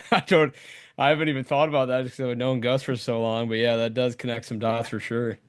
Yes. Yeah. I knew right away when he told me that. I said, he just explained to me everything about him and how his approach of musky fishing is, because he's got an engineer back, he went to school to become an engineer. Right. And look at him. He's so sick in the head. He's musky fishing every day now. Yeah, I know. Yeah. So you did a good job this year, Gus, Thanks. So Thanks. I don't know. I'm hoping that, people, I think if anything, people from this part of the podcast, that people kind of got the idea that, I guess, instead of just putting the boat in the water and following through what you think the fish should be doing, is maybe to really observe what's going on in Mother Nature. What is the weather doing? What baits are you going to throw? Instead of picking up the bait that you caught the last muskie on. I mean, I'm not saying everybody does that, but I do notice that quite a bit. And I think, Gus, being that you've been on the water quite a bit with a lot of people, don't you notice that happening with the same people? Yeah. Oh yeah. And trust me, I get stuck in my own ruts too, where I'm, waking up that next day, get out with clients, and the first bait through is, the bait that caught all the fish yesterday or got all the action the day before, and then second or third bait through is usually going to tell me whether I'm completely out of my mind or it's actually a pattern. Sometimes it's for sure a pattern that there's just a bait that's going to work, and then sometimes it's totally not. And yeah, you're right. A lot of analytical mind thinking that I got going on. That's all the stuff that's going through my head. And I say this a lot with people where it's like after, you know, if we just speak again after a moment of silence, I'm like, just because I'm not saying anything doesn't mean I'm not thinking anything. Because there's No, a I lot moving noticed up that. here. That If told me a there's lot. if there's not, we're not moving fish for an hour, my gears are churning. So Even when you talk, you've got that methodical engineer talk. You got that. It's not a bad thing. I well, can just, yeah. you've got No, that trust very me, methodical.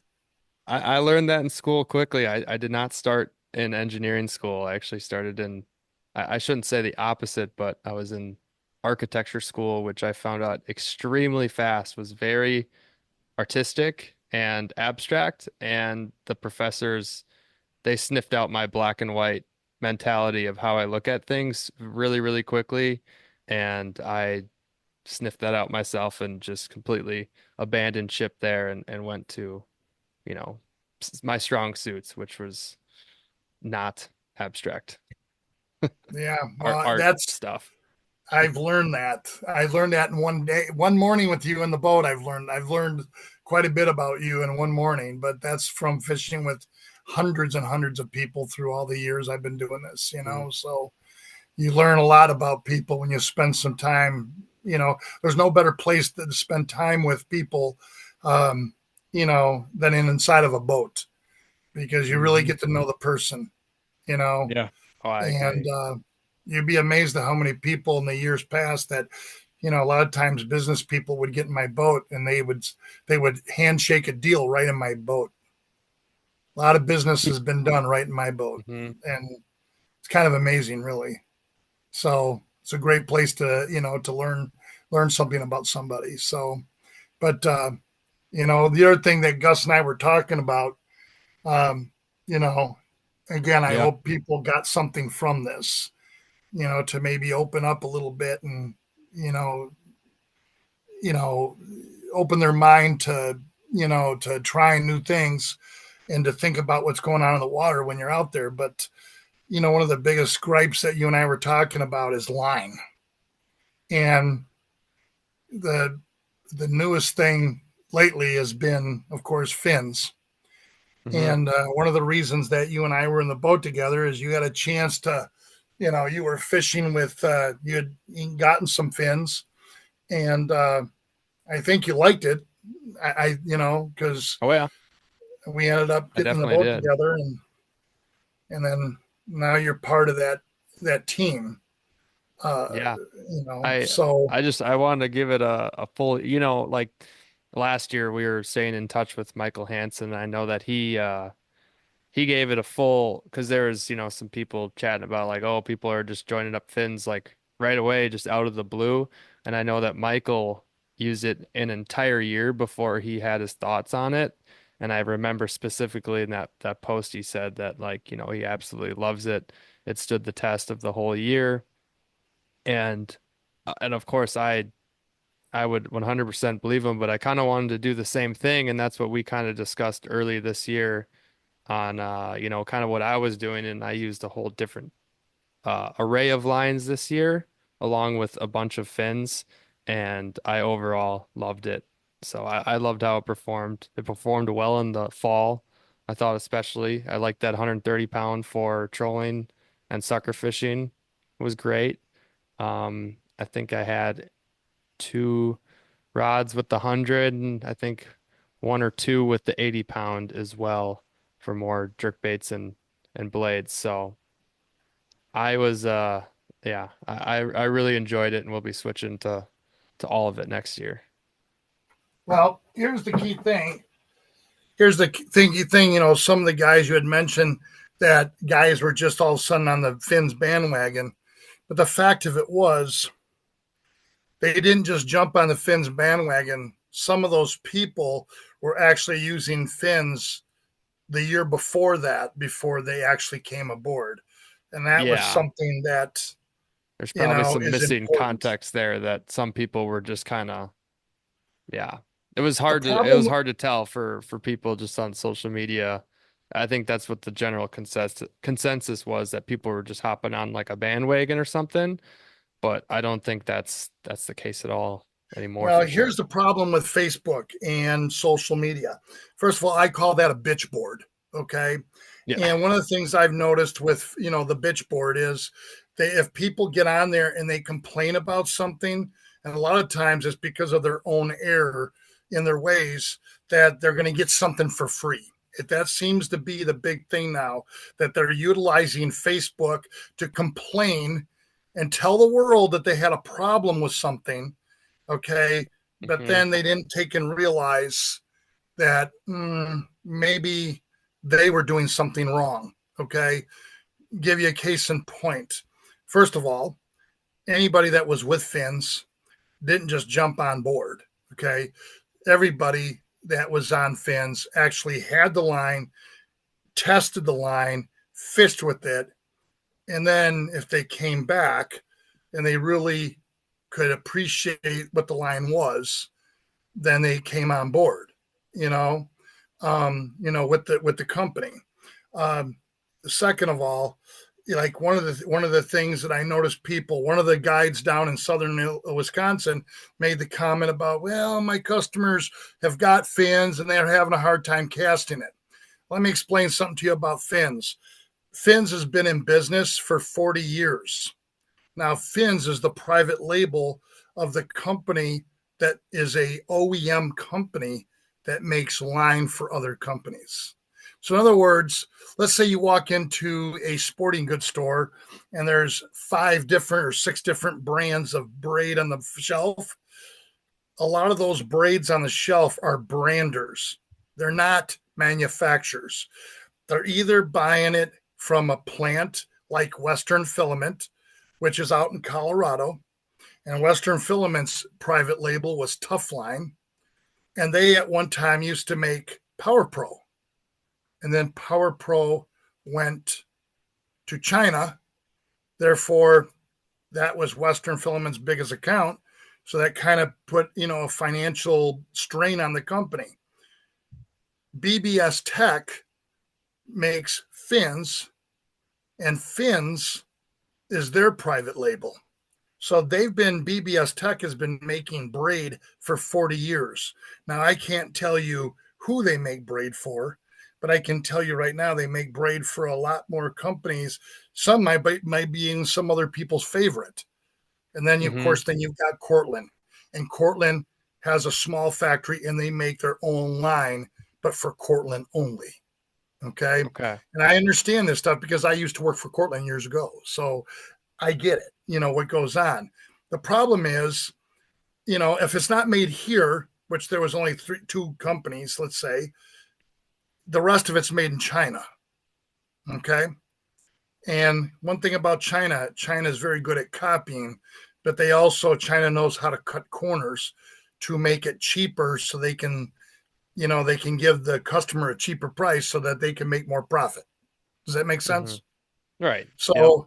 Fins is made here in the United States. It's made in Kentucky. They've been in business for 40 years. They were actually the very first company that designed super braids for the marketplace.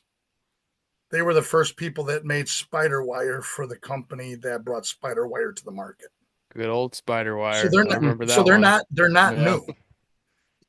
Fins is new to people because they don't understand the background. And that's the problem with Facebook. Too many people get on Facebook and talk when they don't even know what they're talking about.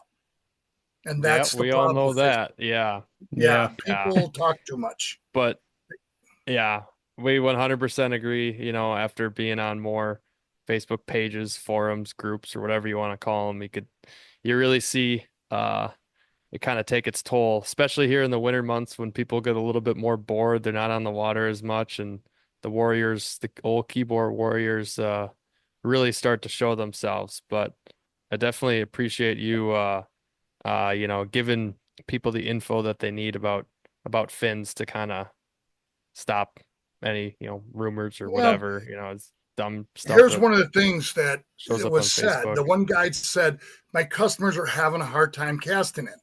The reason they're having a hard time is because, okay, the reason I mentioned tough line before, most braids have got an oval or flat shape to it. Okay. If they have an oval shape, the line is going to flatten out eventually, and then you're going to replace it. So because it's an oval or flat shape, when you're casting it, it doesn't come off the spool as quick. So it's kind of like an old Ford pickup truck. All right. Fins, Hmm. I guess my point of it is people don't know what a good quality braid is because they've been using the cheaper stuff. Because if it was cheaper to manufacture, so in other words, let's say like maybe a braid has got a 4-end braid. What that means is there's 4 bundles in that one particular braid. Okay. Then you've got 8-strand or 8-bundle braids, which is a little bit smoother. But here's the other clincher about braid. It depends on how many picks, how much material is in each inch of that braid. Fins is very dense. So when it's dense like that, it's extremely round. And when it's extremely round, it's going to come off your spool a lot faster. And so I had a guy at a seminar ask me, he said just that. He goes, when I'm casting it, it's smooth, it feels good, but it wants to come off my spool faster than what my old braid did. I said to him, did you ever think about turning your brake system down or up a little bit more on your reel? And everybody's light bulb went on just like that. Adjust your reel. And Yep. then once That's you why get they got used them to on it, then, there. well, exactly. It's just that Yeah. it's extremely round. So it's going to come off the reel faster. But instead of adjusting your reel, then they get on Facebook and say, well, I had this problem. Hmm. It's the guys that know that didn't have a problem. But the newer Right. fishermen or the, fishermen that maybe don't spend as much time, they didn't think of adjusting their reel. They just kind of go through the motions. So it's Yeah, extremely unfortunately. round line. It's extremely Yeah. dense. It does. That was the other thing. It sheds water. Okay. Probably better than most braid, but it doesn't mean that it's going to be dry. But I can tell you right Yeah. now, I have to sit in the boat these days. You know that, Gus. I have to Hmm. sit because of my circulation. Were my pants wet that day after I was done fishing? Nope. So I don't get it. I don't know why, but it does shed water, but it doesn't soak it up. Some braids will soak water up, especially in the fall, and you're going to get wet and it's going to freeze. Yep. So it's going to shed water more than most braids. Yeah, that was So, another thing I definitely noticed taking it to the test on fishing until December 1st and even getting one casting on December 1st. And I know for a fact that that reel had fins on it. So well, I I'll was tell you pretty this. happy. I fished fins, before I went to, here's what happened. Before I went to work with them, and I work for fins. So let's forget about Rich, the fins guy. Let's look at Rich, the musky fisherman. Okay. Hmm. I couldn't wait to bring that back up here to Wisconsin because I saw all the attributes of fins and then understanding the background, actually touring the factory and seeing what and how fins was made. I knew it was the right choice for me. And then they offered me a job, and I wasn't even quick to take the job. I I was kind of, yeah, I don't know that I'm getting older. I don't know that I wanted to go out and do this, and work again. But It's actually what's probably kept me alive, because instead of sitting down here waiting to see what day I was going to die next, or what day I was going to die as you get older, because I've got heart complications, Brian. Okay. Mm-hmm. It keeps me active. Yeah. And that's why I decided to take the job, Yeah. is because it keeps me active. But it's a great braid. And here's the key thing, Brian. Guys will spend $400 on a reel. They'll spend $400 on a rod. Even if they spend $200 on a rod and $200 on a reel, but then they'll go to a closeout bin and look for the cheapest braid they can get. The only terminal connection you've got between you and that fish is that braid. Why would you shortcut the equipment that's the only connection you got between you and that fish? Yeah.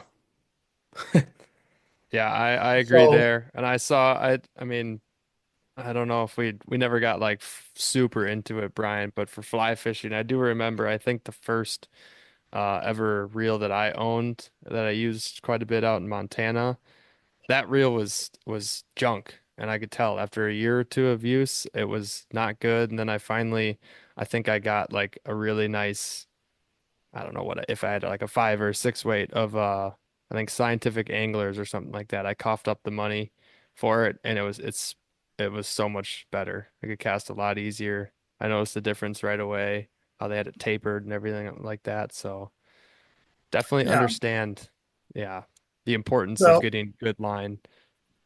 I don't, people say, well, of course he's going to say fins is good because you're selling it. But honestly, it doesn't matter to me. I'm at the point in my life where if you really look at, when you're out selling, and, here's the part of the business people don't see. Today, I got back here in time, but I was in Plover, I was in Madison, I was in Portage, and back home in time to do this. But I put a lot of miles on the road today to take care of customers. See, that's Hmm. the part that a lot of people that come into this business don't see.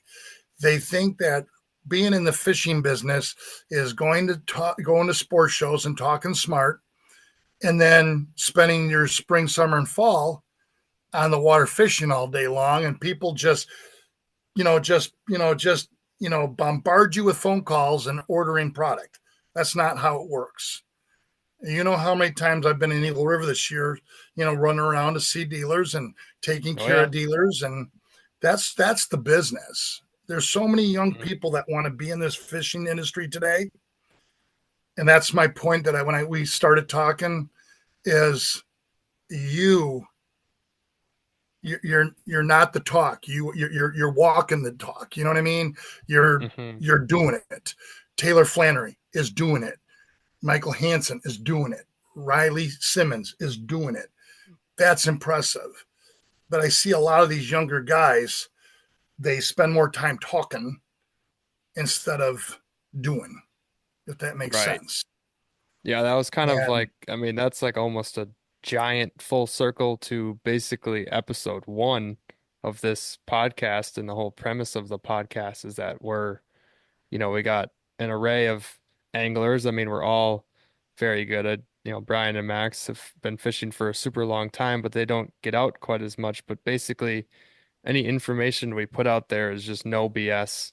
We done it, did it. That's what we're doing. That's the thought process. Like that's the thought process of what Brian was going through for his catcher or something like that. Thought process for me, for Max, etc. And then, we're not gonna, yeah. If we're backing something up, it's for good reason. well, and that's what I do. A lot of people, have seen videos that I've done, on YouTube. I don't know much about YouTube. I mean, I didn't come up in that era. As you well know, my wife had to set this up tonight because I don't know how to do this stuff. Honestly, I touched a button one time on her computer and I blew up the brain of the computer. I had a guy come out and took him 3.5 days to figure out how to fix the problem, Yeah. because I don't know what I did. But, look, Like I'm I just, understand why I sent the link to Penny then, not you. Now you want exactly, you understand. And the thing of it is this. So that makes me illiterate, but honestly, I didn't grow up in that. I didn't grow up in that era. I grew up on the water. Like you know, that's what I see in all you younger guys that I've mentioned. It's not because I'm playing favoritism. You truly do a great job on the water. And so people need to know that. And I know it's probably embarrassing for you, for me to sit there and say that on your own podcast. But, I'm not saying some of these other guys aren't nice guys. It's just they need to go get a job somewhere because they're not guides and they don't treat it as such. Whereas I see how you take care of people on the water and the rest of these guys, how they take care of people on the water. And that's these other guys don't realize that they're giving a bad name to the business that was so much a part of my life. And that's all I've done all my life is this. But there's more to this business than just fish. There's a lot of Yeah. work involved too. And Gus, you and I had that conversation that day on the water. Diversification. Remember that? Oh yeah. Oh yes. Yeah. You got to diversify in this business. So when you look at my case, we got the Wisconsin Musky Expo. Back then when I was younger, I used to guide. I'm repping for other companies. And just that little extra to make a difference in my income, so that I can provide for my family. And I've watched the industry I've watched it kind of get what's the word I want to say? It's just kind of blown up, and it's kind of like the bass market. It used to be BASS was the tournament trail. Now you got what, 6, 7 major tournament trails. It's gotten diluted, is what it is. Yeah, I was gonna say oversaturated or diluted. That was Right. the word I And was I about to just say. want people to understand that when you're going to hire a guide, hire a good guide, and they don't know who to hire. And I hope that, but it's the same thing with your equipment. Buy good equipment, because over the long haul, I was very impressed on how you took care of your equipment on the water. I mean, you sit there and you bagged every one of your rods, very, very much like I do. I bag all my rods. I wash them down with pool cue wax, so they look good. I clean the grime off the cork. People don't realize when you're casting every day, especially in hot conditions, your body oils get onto that cork and they stick. So if you're one of those people that leave your rods in the garage, sometime you're going to notice that you're going to start all of a sudden something was gnawing on your cork. Well, because your body oils and fish smell are on that cork, coons, mice, they start to chew on that cork. You got to wash that off, so I take very good care of my equipment, and which I noticed you did also, Gus. I was really impressed with that. So it just all these little things that you watch, all the little things that Tony Rizzo taught me, 40 years ago. Yeah. It's a long time. Right. Well, I mean, yeah, that's all great things. And thank you, Rich, for all the kind words. I really appreciate that. And as a guide, want to share the experience of musky fishing, put them in a good environment and always give them the opportunity to catch one. So, that's the whole goal. And, this is all great info to get out to the people. And I don't mean to cut you off at all, but it's getting a little late, and I think we had a fantastic discussion. I know we'll be in touch as always, and we're going to talk about the Wisconsin Muskie Expo closer too, because I'm getting really excited, and it's basically almost show season. I mean, the first show starts in January, I believe. Chicago, Show starts it season off. starts for us in June. Right. We've been planning, working the details, laying the booths out, doing everything, advertising all the little details that go into this. We've already been doing it. This is a year-round thing for us. Musky fishing is a year-round thing for me. Still in my 60s, I'm still pretty active. I'm sure I'm going to slow down more as I get older, but it's kind of cool to see you young guys coming up. And, so I hope you keep that tradition going. Yeah, Yeah. for sure will. Well, Uh, yeah, just thank you for what you've done for the sport, what you continue to do with the expo. Awesome stuff. I can't wait to get you on then once we get a little bit closer and dive into, what people can expect at this year's expo. But yeah, like always, great to have you on. Great to talk to you today. So we really appreciate it. And I don't want everybody to think that, that I'm kind of dissing anybody or whatever, but I wish the muskie industry would realign itself. I mean, first, there's just a ton of baits out there. Everybody wants to be in the bait business. There's a ton of guys coming in, and I can appreciate everybody's got dreams, but I think there's just some people that are really cut out for it, and it's becoming so diluted, and it's gonna.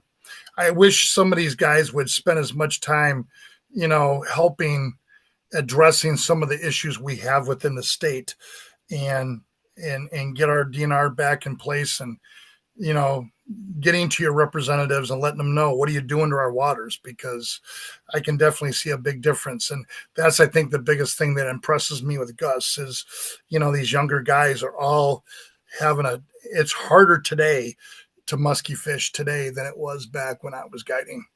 It's a whole different animal now. Yeah. Yes, you got Green Bay now. Yes, you got St. Clair. You got some new water, but where Gus guides and everybody else, he's really got to be on his toes in order to make it happen consistently.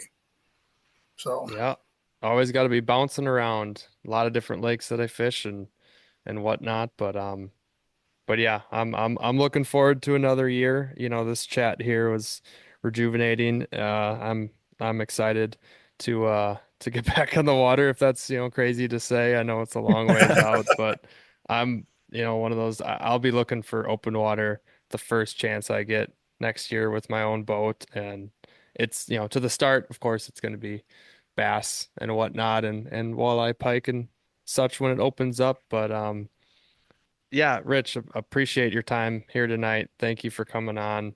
And this was a great muskie talk. We kind of talked on a lot of different topics, so just an awesome time. So thank you, look sir. forward to having you on again.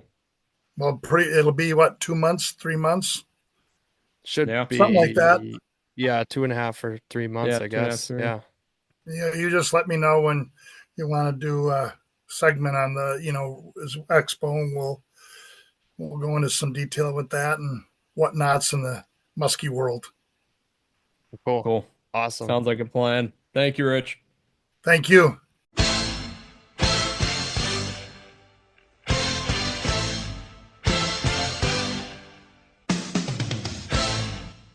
All right. Well, we cannot thank Rich enough for sharing his time tonight to bless everybody with some great knowledge here on the podcast. We had a nice long chat and really just let him rip. And he came up with some great talking points, some great tips, and I think we covered a lot of great things from his fall fishing, just kind of the philosophy of where fish quote unquote should be and where they actually are, how he was getting some fish, glide baits, small bait manufacturers, talked about Finn's Braid, the market there, talked a little bit about Facebook, of course, and then just had little discussions on other baits and such like that. So I really enjoyed our discussion here, and I think we kind of covered a bunch in the intro. So I think the only thing I'm going to add here in the outro is that just recently made a post on end of the year, opened up the guide business for 2025. Calendars are open, so if you want to get on the books early, I highly suggest that because it's first come first serve basically on all of the good moon phases, the good times of year. Summer is super busy. A lot of people always look at weekend dates, with still doing tournaments and stuff like that, and potential family things and stuff like that. I don't always have weekends fully at hand at all times, especially once they're booked, they're booked. Um, so get on that as soon as you're able to, if when you're traveling up north, or if you come up on the weekends or spend extended weeks during the summer, just let me know. If you want to do like a gift certificate as well, I for sure will do them for Christmas, but I don't advertise this, but I can do it year round. It's something that you can give to someone you know and love, family or friend that wants to get out and musky fish, whether it's their birthday, it's Father's Day, Mother's Day. Those are all great occasions for that. And I think that's about it. And you can find all this information, of course, at www.sugsfishing.com. Also forgot to mention that that's where the merchandise is for what's available.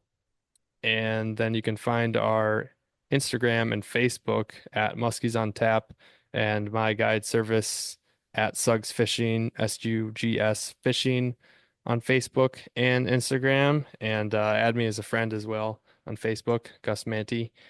And I believe that's it for the housekeeping items. So if you don't have anything to add there, Brian, if you want to take us away, I know you've been absent for the last few. I'm sure the listeners are missing the classic outro because I have not done it. Well, yeah, I just want to thank Rich again for coming on. Really like hearing his perspective. He's been in the industry a while now. Has learned a ton throughout his years, and love him sharing that with us. And yeah, guys, we're getting into college football playoff season here, and I Let's got a lot on my go. chest I got to get off with this. You got, you're Let's hear seeding the it. top four teams you get a bye based off conference championships when Arizona State does not deserve a bye. You got Oregon now, the number one seed overall, has the hardest You path tell to the them. championship. They're gonna have to play Ohio State or Tennessee, most likely Ohio State. Then they're gonna have to play What about them? Texas. Meanwhile, you got Penn State here who's got to play SMU, a cakewalk, and then who? Boise Mm-hmm. or yeah, Boise. Boise has a bye. That doesn't make any sense. You need to restructure this entire playoff next year. Reseed it after the first round of the playoff, or just do away with conference champs, get a bye. Foolish right now. Just an absolute blasphemy here. I can't even hardly bear to watch it, but I will. A lot of B words going on here. Blasphemy, bear, buy. What you got next? Peace.